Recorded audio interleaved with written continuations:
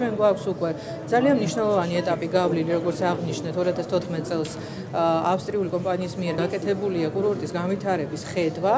რაც იქნება საფუძველი ჩვენი გეგმისთვის და უკვე გეგმა უფრო დეტალებში დაამუშავებს ამა თუ იმ ზონის განვითარებას, დაამუშავებს მათ შორის როგორც აღნიშნე იმ საჯარო ინფრასტრუქტურის მოწყობის საჭიროებას, იქნება ეს დამატებითი სარეკრეაციო სივრცეები, საზოგადოებრივი პარკინგები, თავშეყრის ადგილები, ან სხვადასხვა ასეთი ტიპის საჯარო ინფრასტრუქტურის განვითარება, რომელიც ყოველთვის არის გეგმის ნაწილი. Რა თქმა უნდა, როდესაც ჩვენ კურორტის განვითარებაზე ვსაუბრობთ,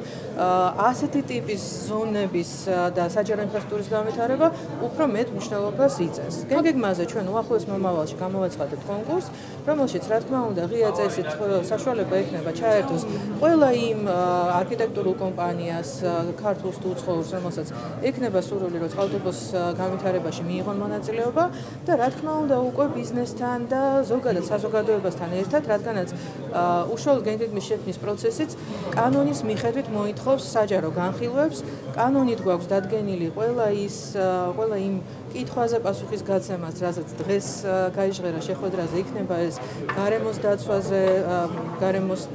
გარემოზე ზემოქმედების შეფასება, იქნება ეს კულტურული მემკვიდრეობის ძეგლების, დამატებითი ძეგლების იდენტიფიცირება თუ ასე შემდეგ, რა თქმა უნდა, ყველა ჩართულ უწყებასთან ერთად, რომელიც სახელმწიფოს მხრიდან და საზოგადოებასთან ერთად ხდება გეგმების შემუშავება, ეს არის ის პროცესი, რომელიც არის გაწერილი კანონი და რა თქმა უნდა, ამ პროცესს მივყვებით წყალტუბოს შემდგომ.